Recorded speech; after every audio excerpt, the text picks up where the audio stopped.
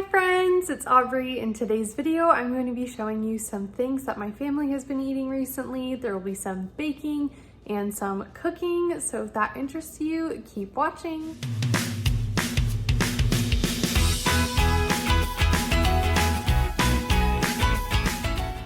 We are going to have some steaks tonight using this clearanced out Drummond Ranch grill seasoning. Put that on top of the steaks, cook these up because they need to get used today. We also have some sour cream, potatoes, and some cauliflower. So we're gonna make a little cauliflower mash and probably some roasted carrots or corn on the side to go with the steaks. Just put some water on the stove to get it boiling. I added a lot of salt and I also added some minced garlic just to give the potatoes some extra flavor. Once the water was boiling, I put in my potatoes and got the cauliflower put into the air fryer at 300 degrees for about 10 minutes. While the cauliflower and potatoes were cooking, we seasoned the steak with some of that Drummond Ranch steak seasoning, and we got some oil heated up in our cast iron skillet, probably about a tablespoon or so.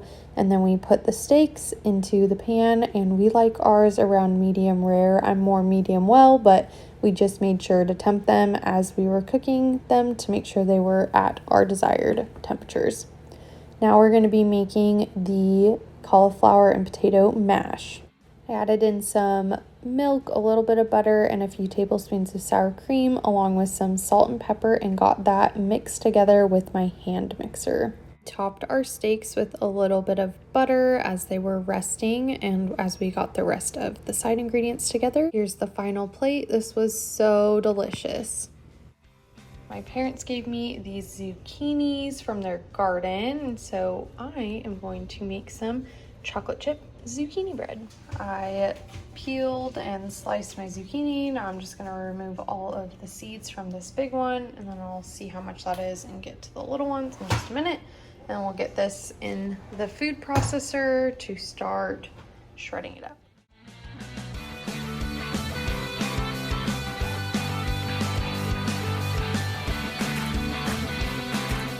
First, we're going to add in 1 3/4 cups of all-purpose flour.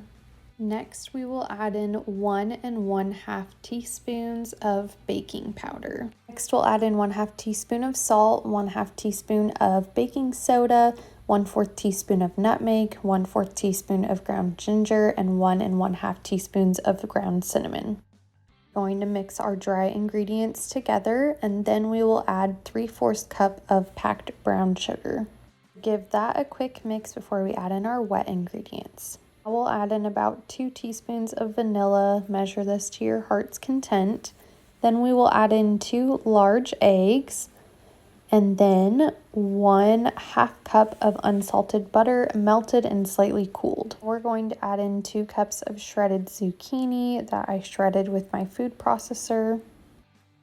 Give this a quick mix before adding in 3/4 cups of milk chocolate chips. You can definitely use dark chocolate or semi-sweet if that's what you prefer. We'll give this one final mix just to incorporate the chocolate chips before we put it into the pan. I sprayed my bread pan with some nonstick cooking spray and then just put the mixture right into it.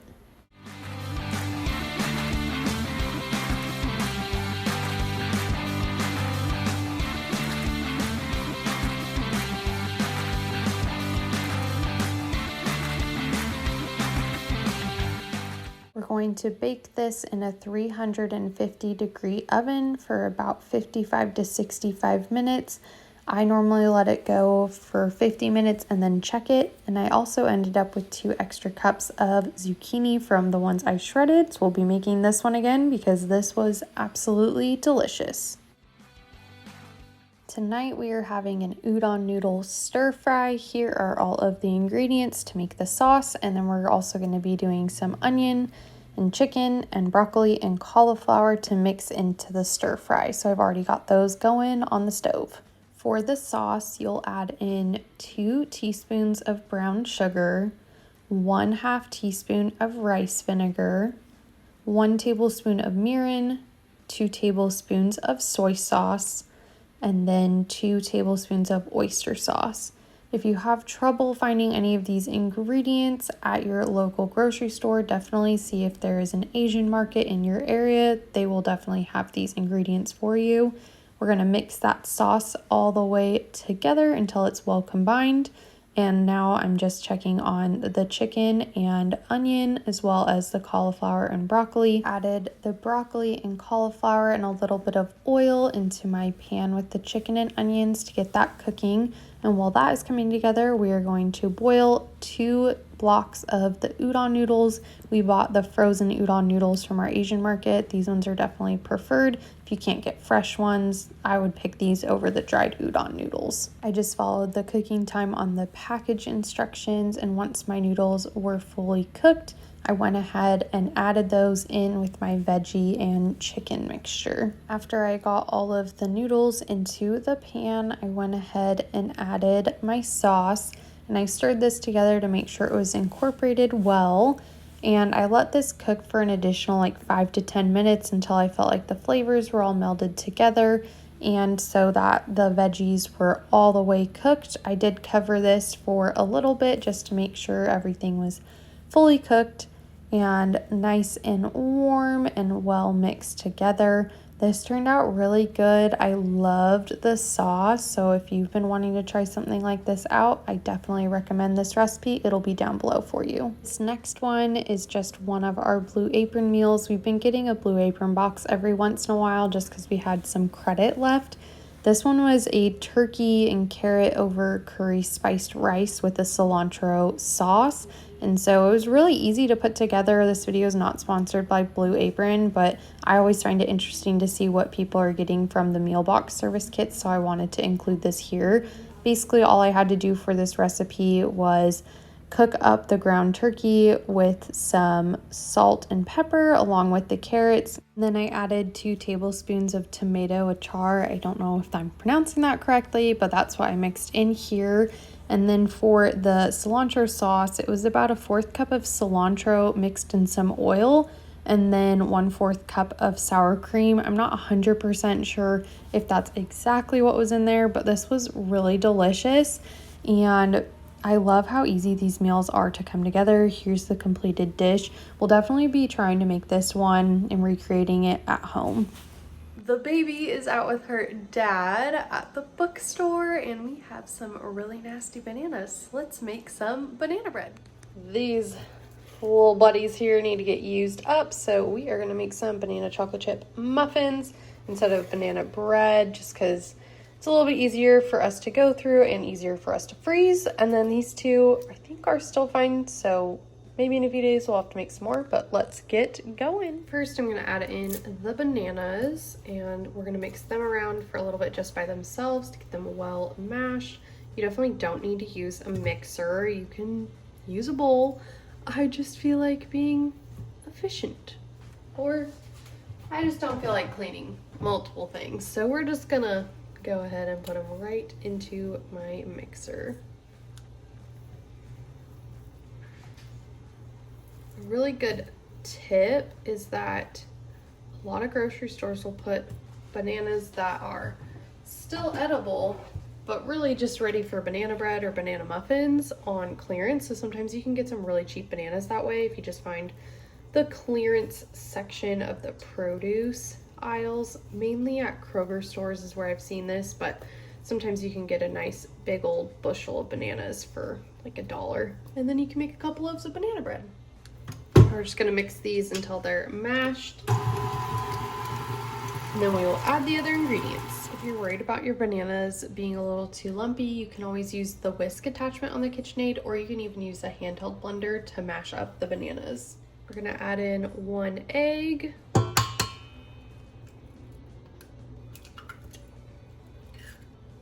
teaspoon of vanilla. I just like to eyeball my vanilla.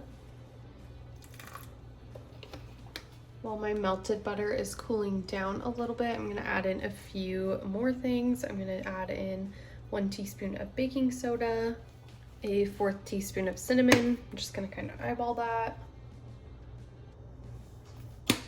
About 1/8 of a teaspoon of salt. Then we're gonna mix that together.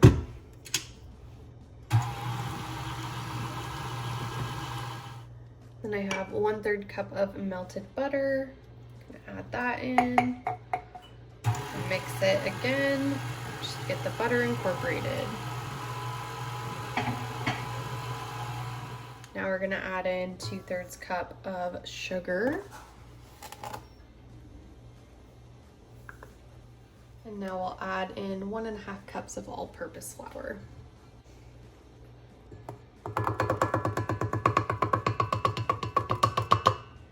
I'm gonna stir, and then I'll add in my last 1/2 cup.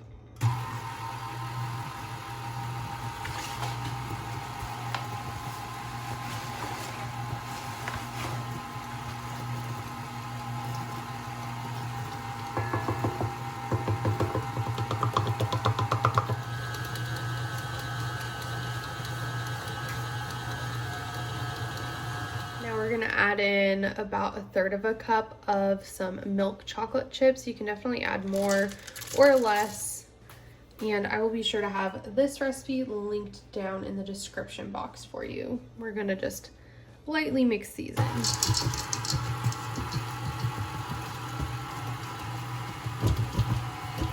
You can definitely use muffin liners, but I don't have any, so I'm just going to use some non-stick spray. And we'll start scooping out the dough. I always like to use my 1/3 cup measuring for these because it turns out right around where I want it, more or less. That is what we're gonna do here. We'll just go ahead and fill these up.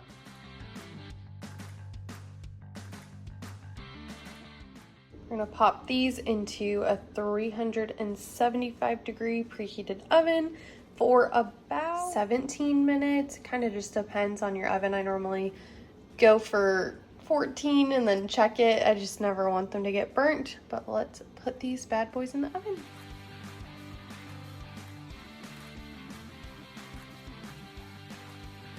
These ended up needing about 16 minutes to cook all the way through. I'm gonna pull them out of the pan, put them on a cooling rack, and then put in the last little bit of batter. It'll probably make about 3 or 4 more muffins. And then these will be nice and delicious for us to snack on this afternoon, and will be great to pop in the freezer and pull out as needed over the next few days. That is all I have for you guys today. I hope you did enjoy. If you did, please give this video a like and hit that subscribe button so you don't miss any new videos from me. I post new videos every Sunday with occasional bonus videos, so definitely also hit that notification bell so you don't miss any of those. And I hope you have a great rest of your day. Bye!